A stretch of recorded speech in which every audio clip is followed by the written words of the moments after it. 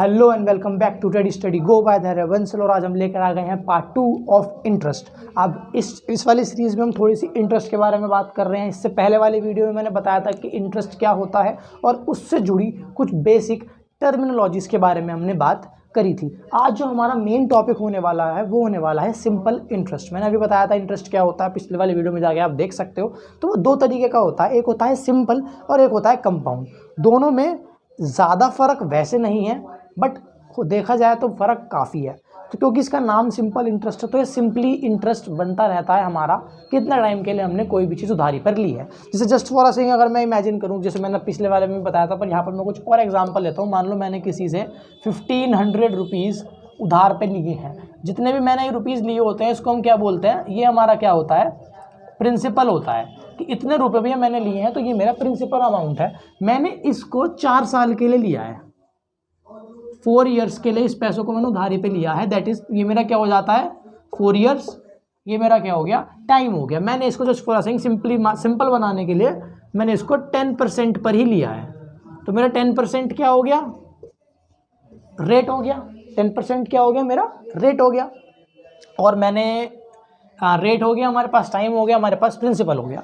ठीक है, अब हमसे मान लो कि पूछने लग जाए कि tell me the simple interest and amount, कि भैया मुझे बताओ कि सिंपल इंटरेस्ट की कितना, सिंपल इंटरेस्ट मतलब कितना इंटरेस्ट तुम्हें इस रुपये में मुझे देना पड़ेगा वापस, जिसको मैं वापस ये पैसे करूँगा, और मतलब और कितना अमाउंट मेरा बैठेगा। तो देखो अमाउंट तो इसमें एक सेकेंडरी चीज़ है। ठीक है, सिंपल इंटरेस्ट वाले केस में अमाउंट एक सेकेंडरी चीज़ है, प्राइमरी चीज़ सिंपल इंटरेस्ट है।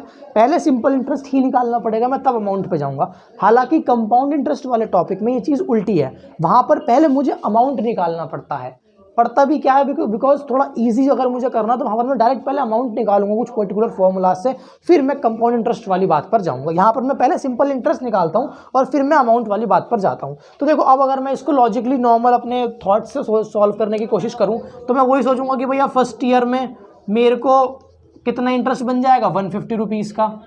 ऐसे सेकेंड ईयर में अगेन 150 का, थर्ड ईयर में अगेन 150 का, और ऐसी फोर्थ ईयर में भी 150 का। करेक्ट। तो सारे को अगर मैं इनको प्लस कर दूंगा तो ये मेरा अराउंड ₹600 का इंटरेस्ट बन जाएगा। और मुझे सिंपल इंटरेस्ट आ गया, अमाउंट निकालने के लिए मैं इसको उसमें प्लस कर दूंगा तो 2100 रुपये का मेरा अमाउंट आ जाएगा।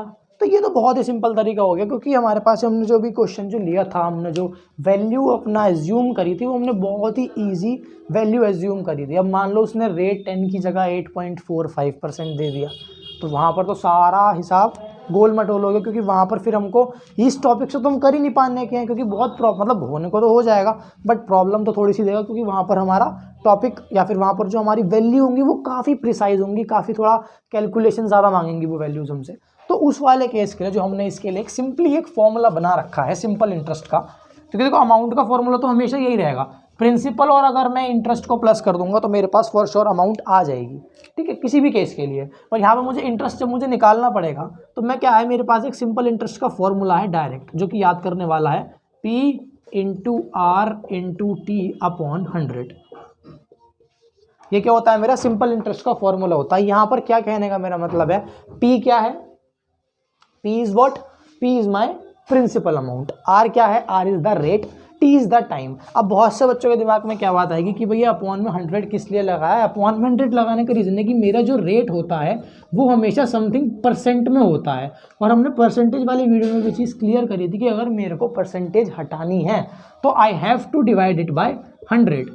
आई have to divide it by 100। तो उसी चीज़ को, क्योंकि यहाँ पर जो रेट है, ये जो मुझे यहाँ पर रेट लिखा हुआ दिख रहा है, ये रेट ऑब्वियसली किस में होता होगा, हर क्वेश्चन में ये रेट परसेंटेज की फॉर्म में होता होगा। तो अब उस परसेंटेज को हटाने के लिए मैंने यहाँ पर नीचे 100 लगाया है। अगर जो मेरा पहले वाला क्वेश्चन था, अगर मैं उसको इस फॉर्मूले में डालकर सॉल्व करने की कोशिश करूं तो सिंपली मेरा क्या बैठ जाएगा, 1500 मल्टीप्लाई बाय 10 का हमारा रेट था, 4 ईयर्स का हमारा टाइम था, डिवाइड बाय अगर मैं देखो 100 कर देता हूं तो सिंपल सी है, 0 से 0 कट जाएंगे और मेरे पास डायरेक्ट आंसर आ गया ₹600।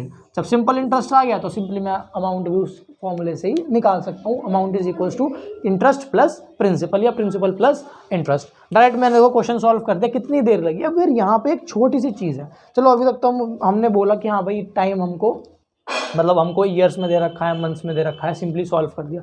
जस्ट इन केस उसने ये 4 years plus you could say 4 years ना दे के समथिंग 24 मंथ्स 6 मंथ्स दे दिया होता। क्या दे दिया होता?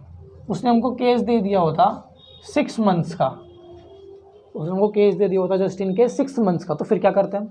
कुछ प्रॉब्लम नहीं है। हमको क्या एक पॉइंट छोटा सा याद रखना है कि ये जब हम फॉर्मूला अप्लाई करेंगे तो हमारा जो टाइम होना चाहिए वो हमेशा ईयर्स में होना चाहिए, क्योंकि ये फॉर्मूला उसी हिसाब से बिल्ड इन है कि अगर मेरा टाइम ईयर्स में होगा तो इजीली मैं इस क्वेश्चन में अपने फॉर्मूले मतलब इस क्वेश्चन में वैल्यूज़ वगैरह डालकर सॉल्व कर पाऊंगा। जस्ट इन केस ये टाइम मंथ्स में हुआ तो मुझे उसको ईयर में कन्वर्ट करने के लिए सिंपली क्या करना होता है? बस डिवाइड बाय 112 सॉरी, मान लो 4 मंथ है तो 4/12, 8 मंथ्स है तो 8/12। मान लो उसने ऐसा बोल दिया कि 2 ईयर्स एंड 8 मंथ्स,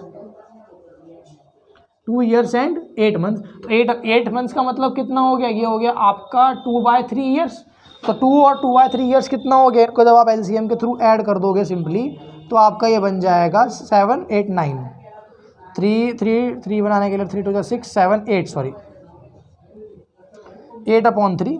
तो अब मैं क्या करूँगा? जो मैंने टाइम मेरे को क्वेश्चन में उसने 2 ईयर्स और 8 मंथ्स दे रखा था, मैं उसकी जगह पे 8/3 अप्लाई कर देता हूँ। देखो सिंपली कितना इजी क्वेश्चन हो जाएगा ये हमारे पास सॉल्व करने के लिए, अगर तुम लोग ध्यान से देख रहे हो अभी भी। तो देखो मेरे पास क्या हो जाएगा? सिंपल इंटरेस्ट क्या हो जाएगा? P इंटू R इंटू अब T क्या है? 8/3/100।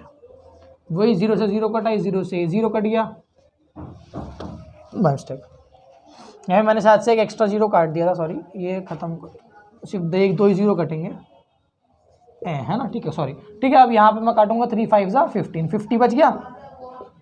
सिंपल इंटरेस्ट क्या बच जाएगा मेरा? 8 5 40, 400 रुपीज़।